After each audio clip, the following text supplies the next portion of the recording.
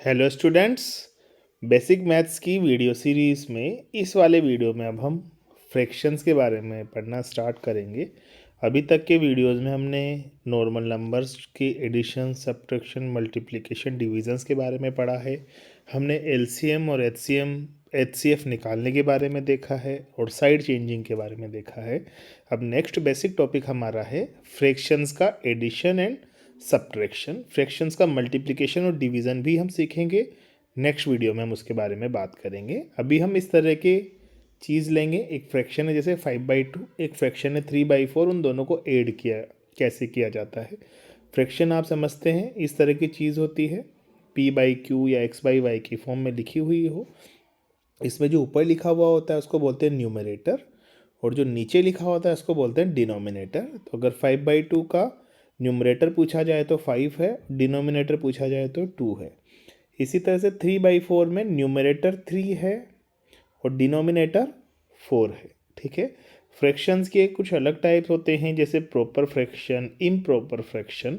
तो उस theoretical detail में फ़िलहाल हम नहीं जा रहे हैं। हम बेसिकली ये देखना चाहते हैं कि क्या हम फ्रैक्शंस को ऐड कर सकते हैं या नहीं, सब्ट्रैक्ट कर सकते हैं या नहीं।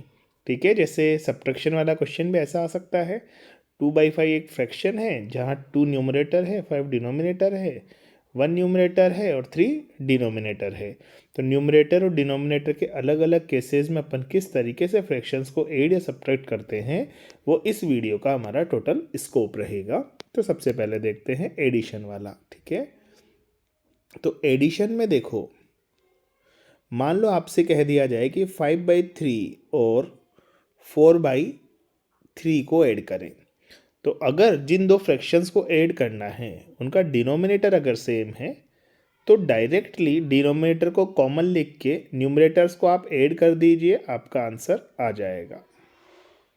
5 + 4 9/3, 9/3 हो गया 3। ठीक है।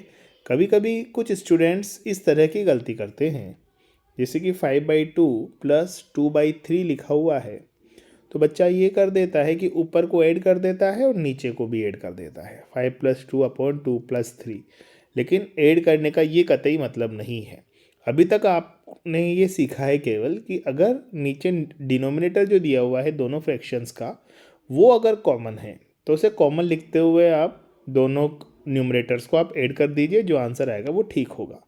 लेकिन अगर आप इससे भी नहीं सीखना चाहते तो इसका जो प्रॉपर तरीका है उससे सीखिए।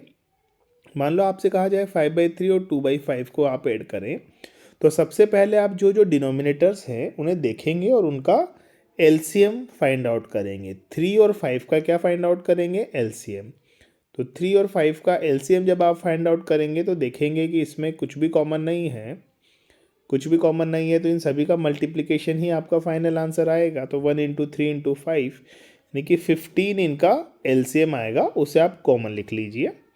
उसके बाद आप क्या करें, जो आपका ये वैल्यू आई दोनों का एलसीएम निकालने के बाद उसमें 1/1 दोनों डिनोमिनेटर का डिवीज़न करें। जैसे पहली वाली फ्रैक्शन के रेस्पेक्ट में लिखना है तो फर्स्ट डिनोमिनेटर को आप इस वैल्यू से डिवाइड करें तो 15/3 की वैल्यू आ गई 5। उस 5 को आप 5 से मल्टीप्लाई करें तो आपका बनेगा 25। ठीक है। जो रिज़ल्ट आएगा ना, इस एलसीएम से फर्स्ट डिनोमिनेटर को डिवाइड करने पर जो रिज़ल्ट आएगा उसको उसी डिनोमिनेटर के न्यूमरेटर से मल्टीप्लाई करेंगे। ठीक है। जैसे 3 डिनोमिनेटर है तो न्यूमरेटर 5 है ना, तो 5 × रिज़ल्ट। रिज़ल्ट किसका?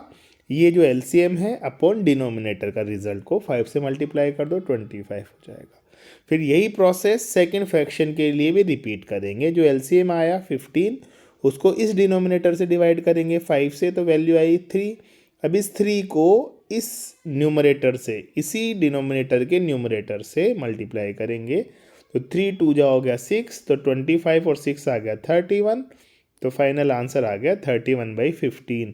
अब आप इसी कॉन्सेप्ट को यूज़ करते हो। सपोज़ यहाँ सोचते हैं कि 5/4 + 2/4 की वैल्यू कैसे निकालें।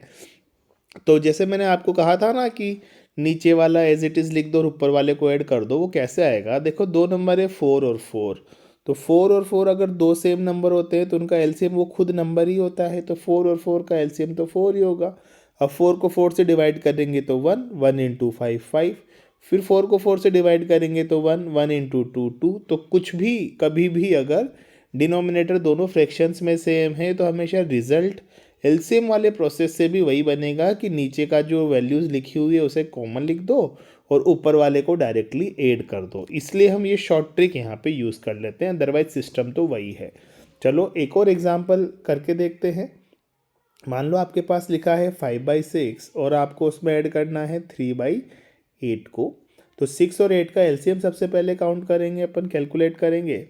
तो 6 और 8 सबसे पहले 2 कॉमन आ रहा है, 2 3 ज़ा 6, 2 4 ज़ा 8। ठीक है, अब 3 और 4 को डिवाइड करने वाला सिंगल नंबर कोई भी नहीं है तो डायरेक्ट आंसर आ जाएगा 2 इंटू 3 इंटू 4। 2 3 ज़ा 6, 6 4 ज़ा 24।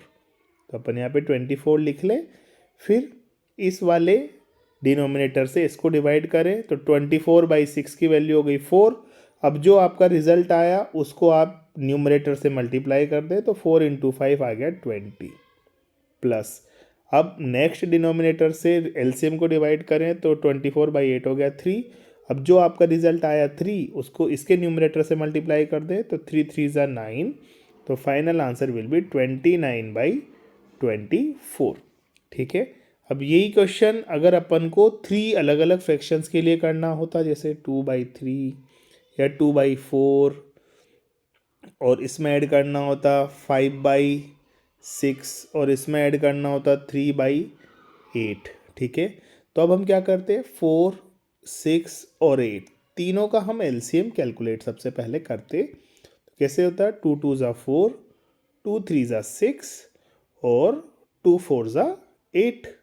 ठीक है, फिर से जब तक कोई भी दो में भी कॉमन है तब तक करते रहेंगे। जैसे 2 और 4 में भी अभी चल जाएगा, 2 1 ज़ा 2, 3 में नहीं जाएगा, 2 2 ज़ा 4। अब कोई भी दो आपके को प्राइम नंबर में नहीं आ रहे तो फिर 2 2 1 3 और 2 सबको मल्टीप्लाई कर लो। 2 2 ज़ा 4, 4 3 ज़ा 12, 12 2 ज़ा 24। तो एलसीएम इनका आ गया 24।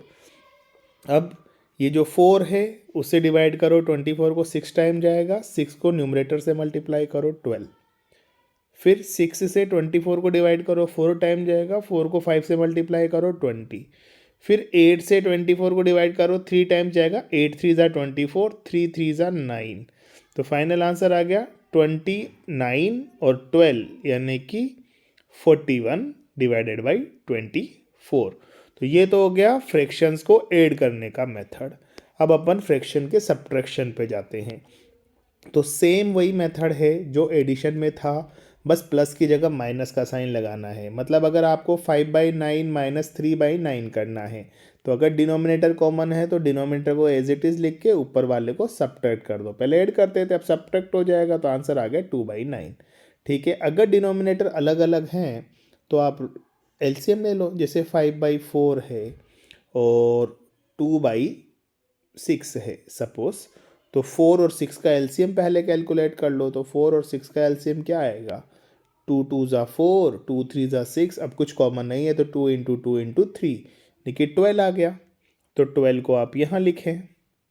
अब 4 3 ज़ा 12, 3 5 ज़ा 15 है ना। जो 3 रिजल्ट आया ना उस रिजल्ट को न्यूमरेटर से मल्टीप्लाई कर दो। फिर 6 और 12 का, 12 में 6 को डिवाइड करा तो 2, 2 को ऊपर वाले 2 से मल्टीप्लाई कर दो, माइनस की जगह माइनस आ ही जाएगा। तो आंसर आ जाएगा 11/12। ठीक है, एक और एग्जांपल करते हैं। जैसे मान लो आपसे कहा जाए 7/9 माइनस 4/15। तो 9 और 15 का एलसीएम लेना पड़ेगा। तो एक तरफ लिख दो 9, एक तरफ लिख दो 15 और ट्राई करो। 3 3 ज़ा 9, 3 5 ज़ा 15। बस अब कोई कॉमन नहीं है, दोनों नंबर को प्राइम है तो यहीं रुक जाएंगे। तो 3 इंटू 3 इंटू 5, तो 9 5 ज़ा 45, 3 3 ज़ा 9, 9 5 ज़ा 45। तो इनका एलसीएम आ गया 45। अब 45 में 9 को डिवाइड करेंगे तो 5 आएगा। इस 5 को 7 से मल्टीप्लाई करना पड़ेगा तो वैल्यू आ गई 35। ठीक है, फिर माइनस का साइन। अब 15 को 45 से डिवाइड करेंगे तो 3 आएगा। इस 3 को 4 से मल्टीप्लाई करने का तो 3 4 ज़ा 12। अब 35 में से 12 गया तो कितना बचा, 23। डिवाइडेड बाई 45, ये हमारा फाइनल आंसर आ जाएगा। कभी कभी फ्रैक्शन में मिक्स वाले क्वेश्चन आते हैं, जैसे प्लस और माइनस दोनों के साइन हो।